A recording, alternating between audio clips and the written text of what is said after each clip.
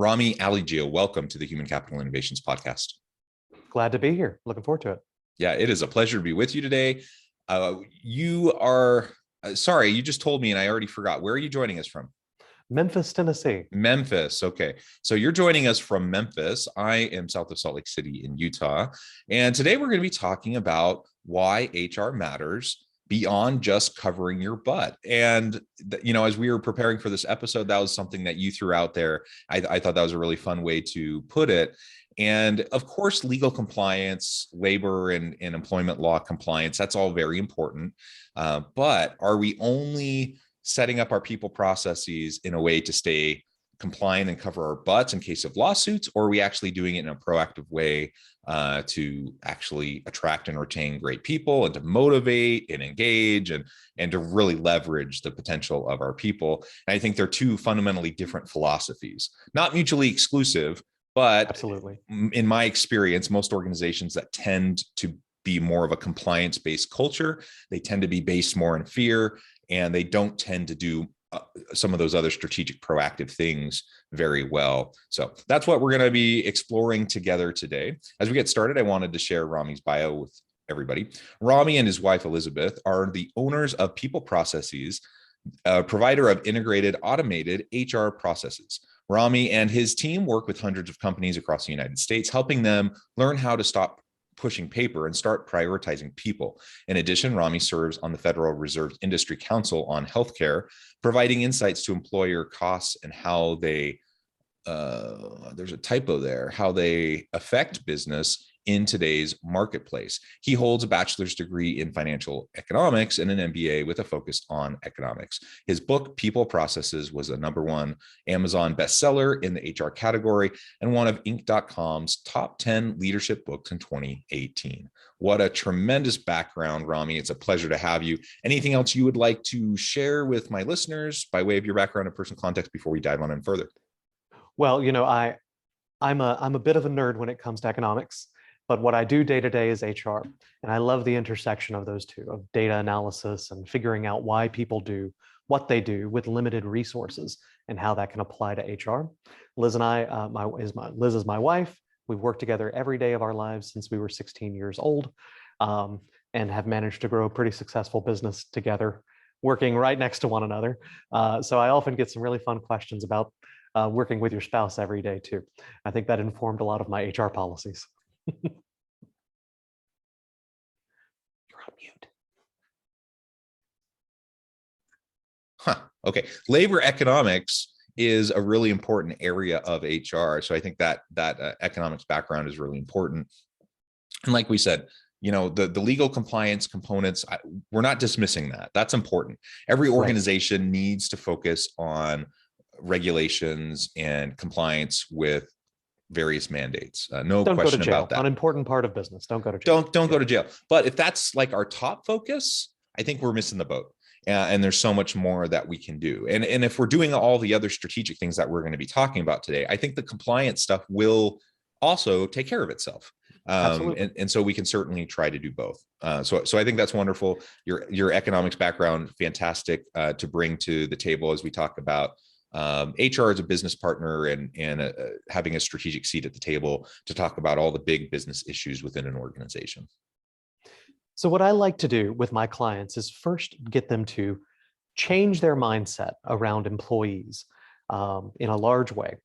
HR has many functions. As we mentioned, don't go to jail. Jail, very bad. We don't want to do that. But beyond that, HR serves as a multiplier on the labor that you spend. The labor is often the #1 expense in a business. It's not in every business, and less so as we move into a technologically driven world, but it's still a huge part of it. And being able to get a higher return on those dollars from an economics perspective is a huge part of HR's role. It's not just covering your butt, it's serving as a force multiplier for your labor. Another kind of mind shift that people, I think, often are harmed by is thinking of their employees as anything less than a client. A lot of companies have hundreds of clients and 5 employees. And yet when they lose one of their clients, they all look around to one another, they call a meeting and say, why did we lose them? Did we promise something wrong? Did we execute poorly? Did we set their expectations inappropriately? What did we do wrong in our sales process, in our implementation process that has caused us to lose this client? Maybe it was just pure qualification. They were a bad client to start with. We never should have taken them on. Okay, but you don't let yourself just go with that forever. You go back and go, what do we need to do to make sure we don't bring a client on like that in the future?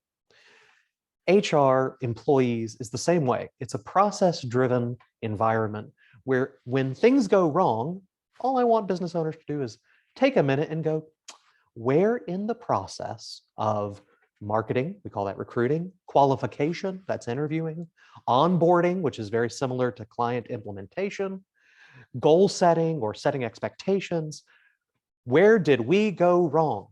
Are we overcharging, under-delivering? What are we doing wrong?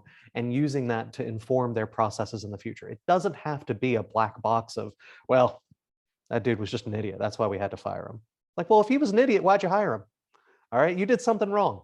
So HR is this process of continually looking at that life cycle of employees and making improvements so that you get to get more out of labor and hopefully have lower turnover, better employees, higher motivation, all those sorts of things, just like you would on a client-focused process. Yeah, absolutely. I like that approach. So having a customer or client-centric approach towards your people, it can be a very healthy way to go about doing it. And I like to just talk in general about having a people-centric approach in an organization. And that means we are hyper-focused on the consumer experience. We are hyper-focused on the employee experience. And we want to make sure that all the systems and the processes, all the policies, practices, and procedures within the organization align, and that they support what you're actually trying to accomplish, the strategic ends of the organization. And again, it's not a mutually exclusive thing. A lot of times I think some business leaders, especially those who may come from more of a finance background, they may see HR, like you said, it's one of the most expensive parts of an organization. So they see it as a cost center. They see it as a sinkhole of cost. and because of that kind of starting point, in their approach and their mentality towards HR, I think they don't want to put any more money into it than they need to. And so this whole idea of employee experience is often lost on a certain segment of leaders who just simply say, you know what, we offer the job. Employees need to come, they need to do the work. If they don't like it, they can leave and we'll just fill the job with somebody else. Well, in a certain economy, that might have worked, but in today's economy and today's labor market, that's not going to work. And frankly, it hasn't really worked in a long time. And you're just going to be shooting yourself in the foot repeatedly. You're not going to attract great people. You're going to lose your best people. And ultimately, you have to invest in your people, just like you would invest in any form of capital or asset in the organization, just like you would invest in the technology or the equipment or, for upkeep and advances and such. You need to do the same thing with your people. And if you don't, you're going to miss out. Well, I think one of the reasons people feel that way is they miss a very important lesson from economics. You may have heard of Pareto optimality. Maybe you haven't. A lot of businesses call that the 80-20 rule or the 90-10 rule, right? 90% of your revenue comes from 10% of your clients. Say 80% of your problems come from 20% of your employees. You read this in every business book ever. The actual rule is significant. It always bothered me when I was in business school. Some people said 80-20 and some said 90-10. And I was like, why? This is a big difference. And it actually comes from this economics rule, Pareto optimality. And it's a great finding. And it really applies to everything. It applies to the growth rate of cities. It applies to the growth rate of stars. Anytime you have the allocation of resources over a complex system, this rule applies. And it's not as simple as 80-20 or 90-10. It's actually got a little bit of math to it, but the bottom line is the more inputs you have, so if there are 100 clients, the square root of that number, 10, provide half, 50% of your revenue, okay? So double that 20 and you're getting to about 2 standard deviations. That's where you get your 90-10 rule or your 80-20 rule. At 100 clients, the 80-20 rules apply. At 1,000 clients, 33 of your clients provide half of your revenue, right? Or 66 provide about 80% and 100 provide about 90%. That's where we get the 90-10. You have 1,000 inputs, you get the 90-10. You have 100, you get the 80-20. This applies to your employees. When you have 10 employees, 3.5 of them are worth half your business. That sounds about right. You get a 10 employee shop, look around, 3 or 4 of you are carrying the load, 6 are there, they're doing fine. Hopefully you have good performance management. You've gotten rid of the bad ones, but you know a small portion of them are so important. When you have 100 employees, the same happens to 10 people, maybe 20 are worth half your business. One of the problems is you don't necessarily know which 10 or 20 of those are. HR as a process allows you to improve the outcomes, but one of the reasons it's so difficult for finance people to see is because you're actually playing on the margins for that 10% that's worth 90% of your company at 1,000 person level, or the 20 employees that's worth 80% of your company at 100 employee level. You don't necessarily know who they are. They're carrying more than half of the value of your company, if not 80 or 90% of it. And when you screw up in HR, when you make PTO stupid, when you provide bad benefits in comparison to your competitors, you never lose that idiot you've wanted to fire but just can't bring yourself to do. You always lose the top talent, and they're not 1/100th of your business. That is so true. They're a huge part of it because they're the ones with options. When you're a finance person thinking I'm investing $1 million in payroll, I sure would like to cut that to 900,000. The problem is that $100,000 you're losing isn't going to be spread across your employee pool. It's going to be hit on certain people, and you don't necessarily know which ones are your great load bearers inside your organization. And that's why you see huge companies that are venture funded with 1,000 employees, they crash so quickly because something goes wrong. And it's not that half their staff leave, it's that 20 of their staff leave. And it's the 20 that are carrying half the business. And suddenly $1 billion company is worth 500 million. It happens all the time. So HR is a process-driven thing where you're trying to improve the outcomes, just like you do in sales, just like you do in marketing, just like you do in operations. But the purpose, you're playing for that small percentage of talent in the market that really has an outsized impact inside your organization. Yeah, that is a fantastic way of framing that up. And I appreciate the explanation of the 80-20 or the 90-10 rule, because I've never heard it explained from an economics point of view. And that makes complete sense. And that's been my experience too. That you tend to see that kind of a distribution in the carrying of the weight of an organization. And it really is, it blows my mind. It blows my mind how much leaders can take for granted they're really great people. And sometimes it's because they don't really know the difference. They don't know how to tell who's the great ones and who's not great. Sometimes there's ego involved. Sometimes they're insecure about it. They're threatened by the great ones. And so they'd rather surround themselves with people that they're better than instead of people that will elevate them in the organization. Both of those things happen. But regardless of the reason, when you have good people leave, it is going to really hurt the business. And so we have to make sure that our processes are in a good place. And so I guess that's the question is, when do leaders need to start really taking a good hard look at their people processes? Because I would imagine we don't want to wait until we've lost, that 20% that are carrying all the weight.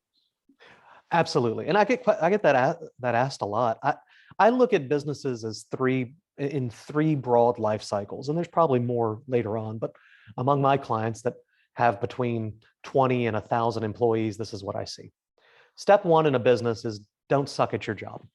If you have a bad product or it's inappropriately, if you have the same product as everyone else, you have no pricing control over it, so you're offering it at the same price as everyone else, and there's nothing differentiating about you, you have a lot of work to do. And the truth is, you're not going to scale up to need a bunch of employees anyway. You're going to be a two-man CPA shop with you and your gal Friday. No problem. You can make a great living that way. But until you actually have a product or a service that is differentiated, that you can deliver personally well, that fulfills a need of the market, you don't have much to do.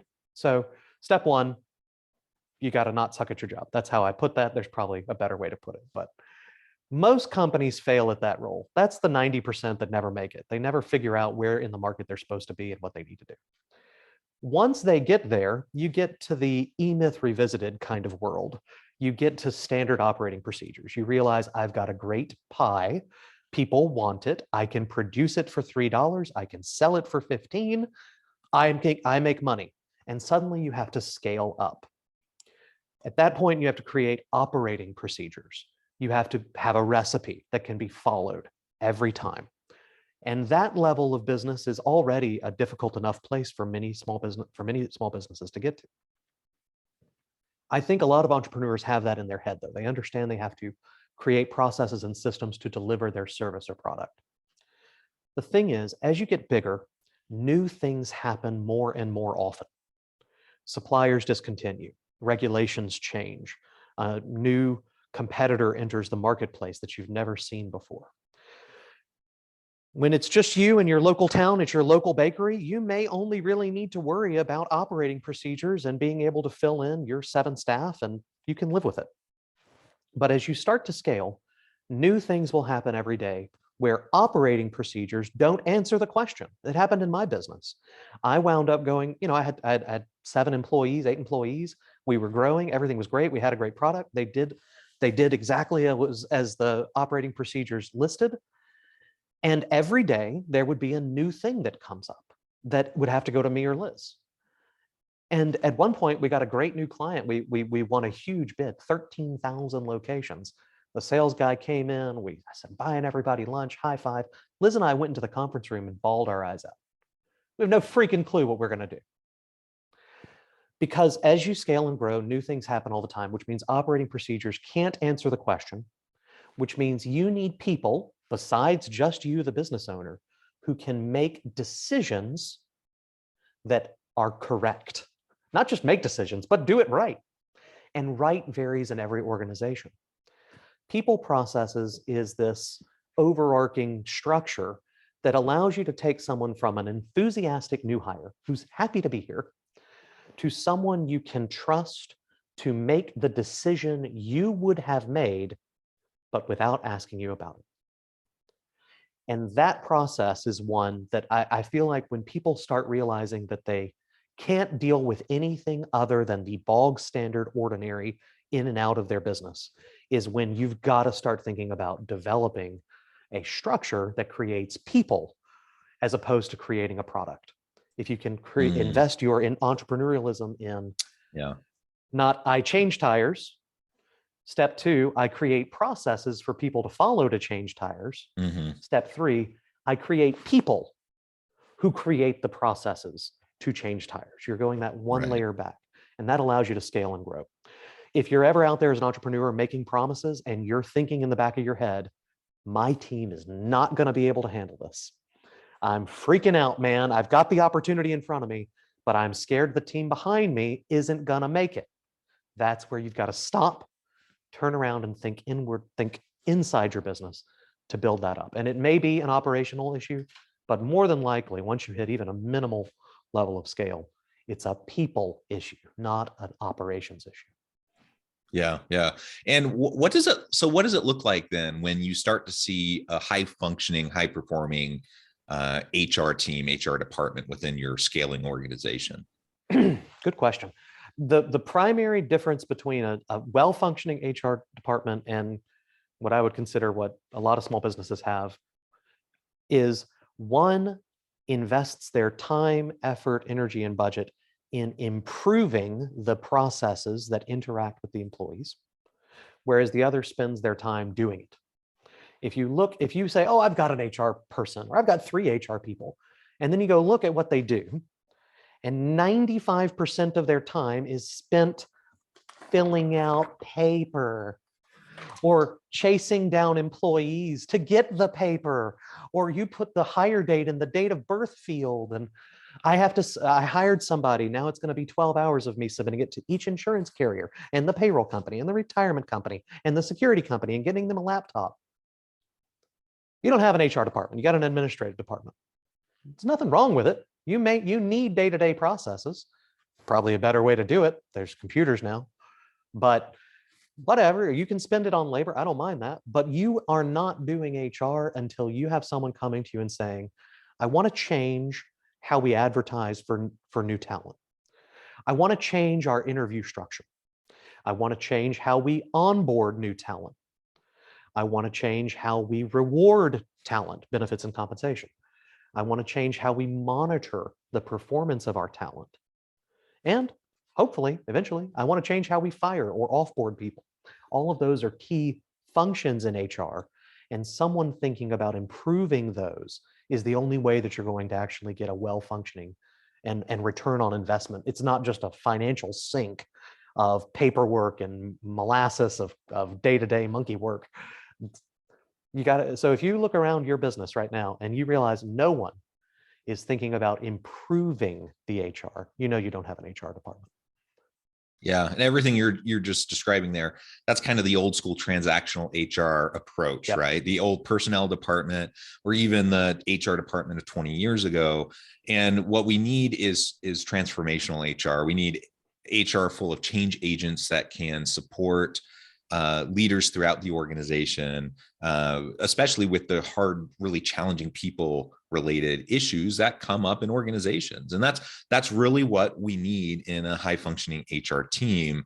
And if, like you said, if you're stuck in the day-to-day transactional stuff or the compliance stuff, not that those things aren't important, they are, but you got to get past that. That can't be your number one focus. You have to be focusing on the other higher level strategic efforts. Otherwise, like we said earlier, you're not going to be an employer of choice. You're not going to have an employee experience that attracts good people, and you're going to not get the top talent. And then even those who are the high performers in your organization, they're going to either leave or they're going to be looking for opportunities to leave and mentally check out while they're still there. And either way, wasting so much of your money. Yeah, I mean, either way, it's a huge problem. Yeah, if you think about it again, because I do this a lot, because business owners and executives can think in sales and marketing so easily. They don't think in HR. Imagine that you spent the money it takes for you to get a client that's worth 1/10 of your business. This is your 10th hire in the analogy, guys. Okay, but there's your 10th, your new client, 1/10 of your business. You've marketed across the entire market. You've interviewed. You've done significant sales calls, multiple steps of the sale. You've presented to them a solution for them, and you closed them.